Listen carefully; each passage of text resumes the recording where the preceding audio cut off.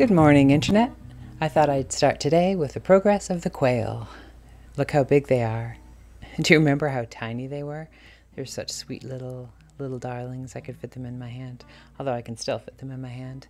And here they are enjoying the little beach I made for them when they were just a few days old. I put beach grass from our beach in sand, and they loved playing around and having a little layout and stretch.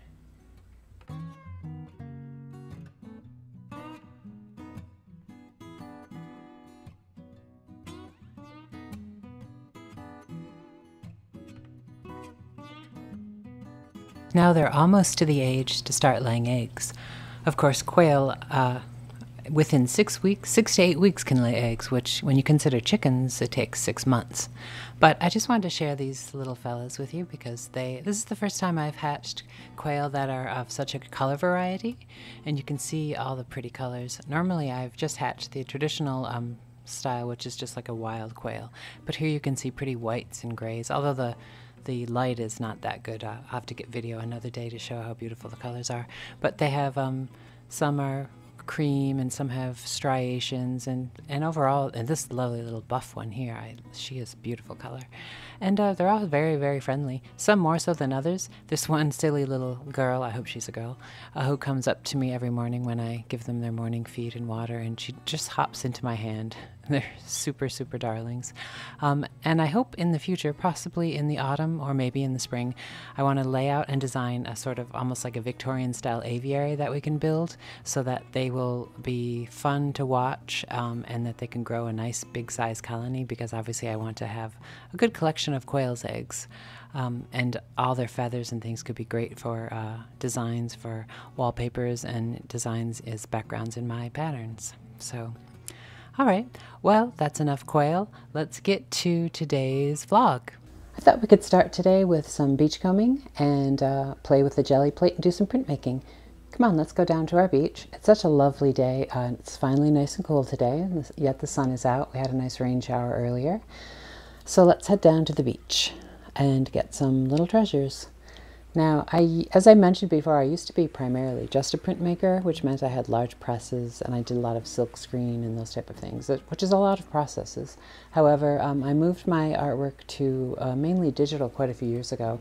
Even my oil paintings and sketching and things, I still do them in the traditional way, but it is nicer to have it in the digital realm. But lately I've been wanting to do more sort of printmaking backgrounds that I can make with things from the garden or the wood or the beach, and then scan those in and make use them for backgrounds, for wallpapers, designs, for bedding, those things, and also for my paintings as well. So I definitely am lucky to have our own little private beach to find treasures, and often my treasures are just things from the sea, dried up plants and things that have washed ashore. Sometimes I find treasures, buoys. I've found all sorts of things. But today I'm mostly just looking for small things, plants, shells, and such that I can use to put on the Gelliplate, because it really does take impressions pretty well.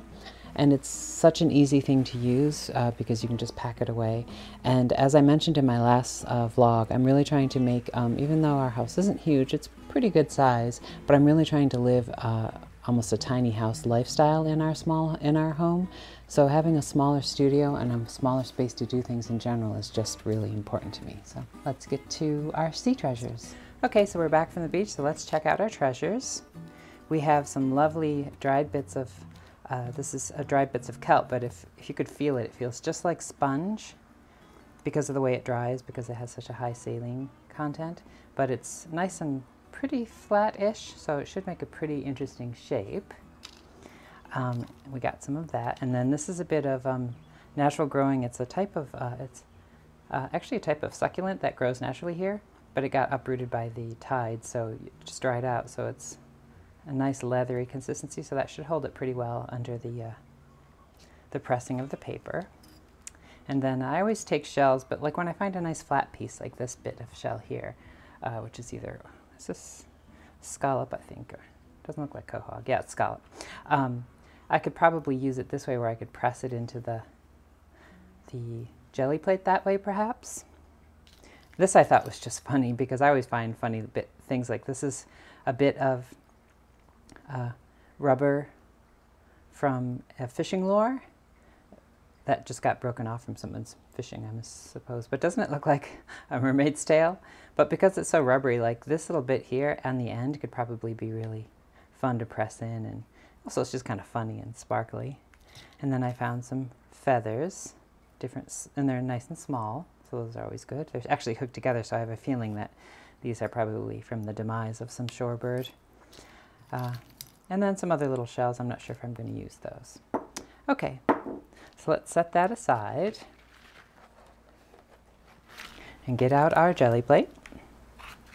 And I'm using my newer, cleaner one today. And as I think I'm going to be doing blues today. So I'm going to start with, this is just, what is this? Just light blue. So I'm going to put some down. And this is always just playing. Just doing a bit here, a bit there. This color is probably quite similar, but, oh yeah, it's almost exact. Add some white. Just to give us some striations here, here. And this color is a little bit more cooler blue. And let's give that a good roll. My roller, make sure I've got movement there. And I don't want it too mixed. I want it so you can sort of see the separate colors, like that. Let's rinse off our roller here.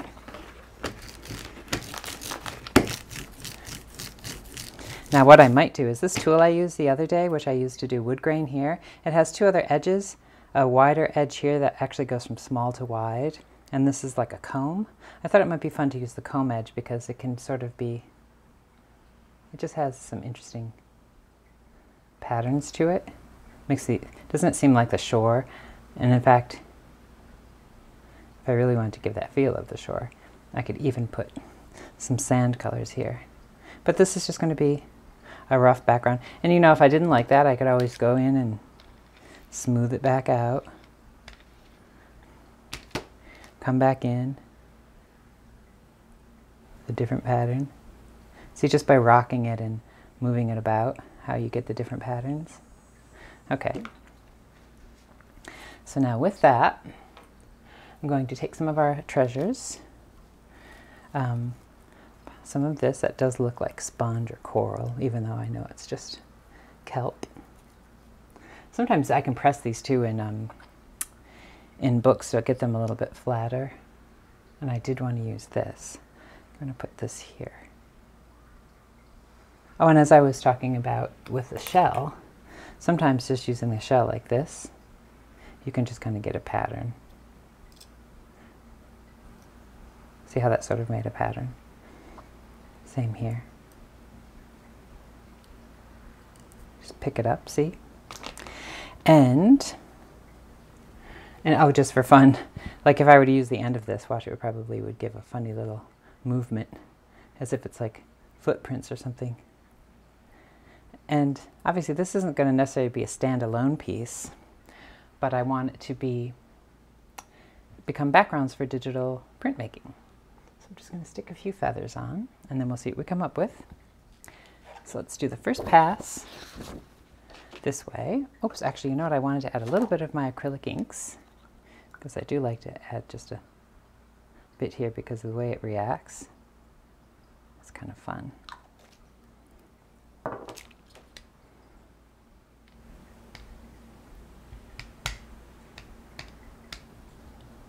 Little waves. Okay, so we'll take our piece of blank paper, set that down, and we will press hard. Now I'm pressing really hard where I put the more three-dimensional bit of seaweed, faux coral, because I really want to get that impression in there. So there we go, we're pressing down hard on that, and then I'm pressing down as hard as I can to try to pick up as much of the ink as I can, or paint, I mean. I'm so used to saying ink because when you're a printmaker you often use ink on boards. So let's lift this up, see what we have.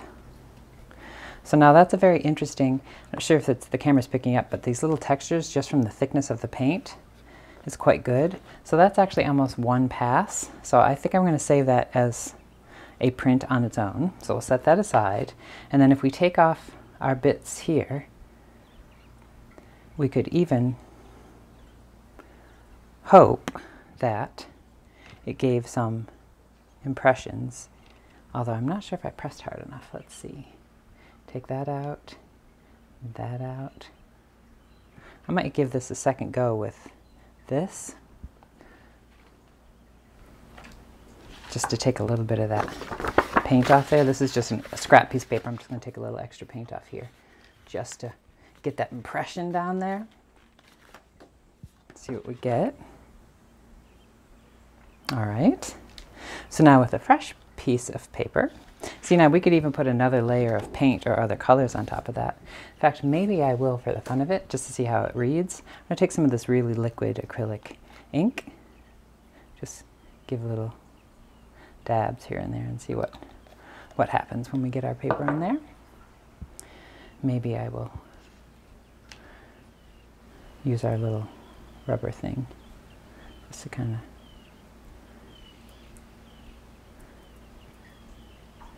let's see what we get.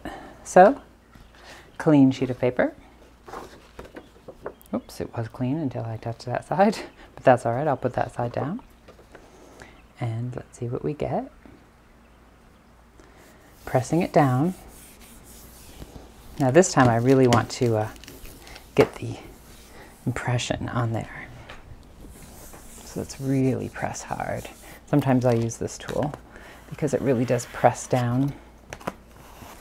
Whoops, nicely.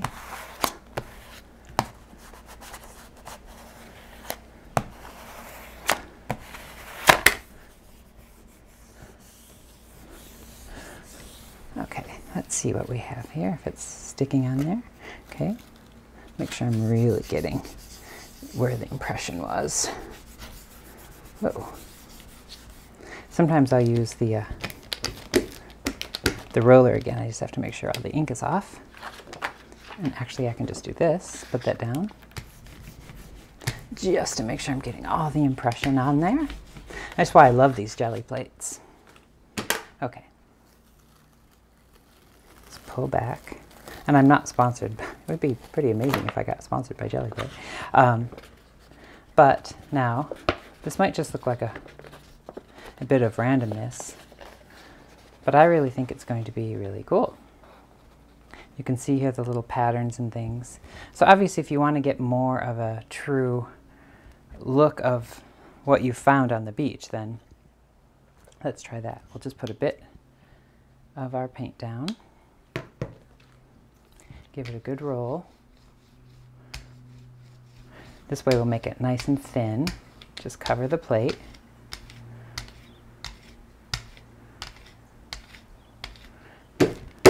Take some of that ink off. Just by emptying some of the ink off my roller, I can go back over with the roller and see what we have. Now, let's press this down. Press this down and this down. Let's see what we get for patterns here. Just really make sure that's really pressed in there. And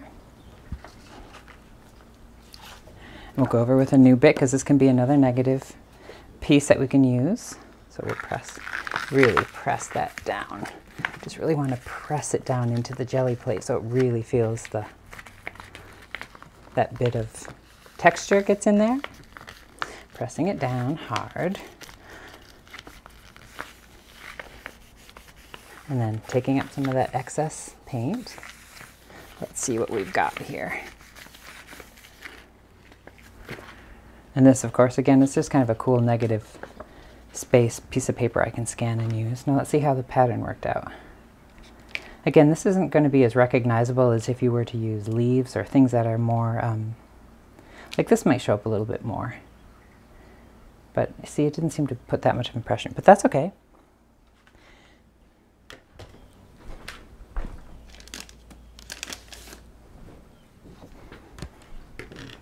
So let's press down our new clean sheet of paper and see what we get. Looks like I left a little on there. That's all right. That's the good thing about printmaking is it's just why I enjoyed being a printmaker for so long is it was often like playing, because especially when I was doing screen printing, you'd have so many aspects of it, laying out the print before you even put it to the computer, and then you'd have to have it printed on acetate, and then you had to get the screens ready and burn that. All the stages were like playing. But I have to say, I do like the convenience of doing things more digitally, and I can still get very similar effects. So let's see what we've got here. So, oh yes, this one, see now. By using that straight color and making it much thinner, you can see here how it's much more representative of those shapes. And see how it has, I think this has very much a feel of the shore, as if the water, the sea is just washed out and you can see the remnants in the sand. So yes, so what I will do with these is I'm going to hang them up to dry in my new little studio window in our small studio space.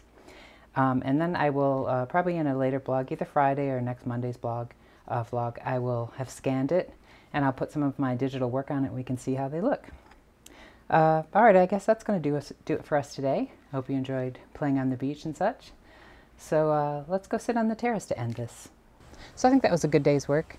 I got my morning or my afternoon beach combing in, and you see now that I have a method to my madness using the beach combing fines.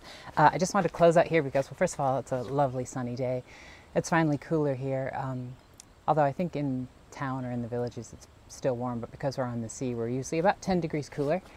So I'd say it's probably like high 70s Fahrenheit, so it's pretty good. But I just wanted to close again with the beautiful mums and this lovely shade of echinacea, which are sitting out on my terrace on the table waiting to be planted. I'm going to do that in a vlog, I think, because part of the small house, tiny house sort of ethic I'm going for here is the little bit in the kitchen is the cafe. My little desk in the dining room is my studio. I'm actually working on another little spot in our living room with a little table and chairs as another little cafe area. And then this little terrace, which I look on from my desk in the dining room, is another place I like to film. And it's also a great place to sit and sketch and visit. I thought it'd be a great place to sit and visit and talk about things as well. So I want to start beautifying it because this year it looks pretty bad just because we lost our water in the summer and we've had the driest, hottest summer. So I haven't even really attempted to plant much out here. So as we're getting closer to autumn, I thought some falls, some mums and some echinacea. And once I get some things potted up, it'll inspire me to want to start gardening again. I don't know, those of you who garden, how many feel this way, but I love spring and I love autumn. But high summer, you get to that point where the garden's just sort of like in stasis. It's like, what do you have going on is what you've got going on. You can weed and do what you need. But as you get closer to the autumn, you start to get that surge of excitement, much as you do in March when spring is coming, because you think, oh, I can start planting some more seeds and think fall crops, and I can start getting some mums and some other plants I can stick in, even things like heuchera and stuff that you know will last through the season. So I'm getting kind of excited about that. So I hope you enjoyed today's blog.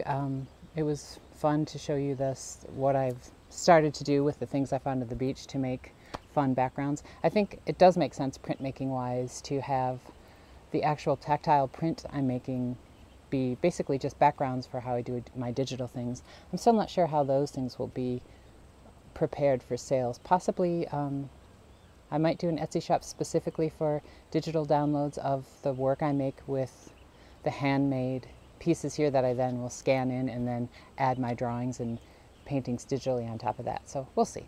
It's all an experiment, much like this YouTube channel has become. So, all right, well, thanks for joining me, and I'll see you, today's Wednesday, I'll see you Friday. Remember to stay creative. Cheers.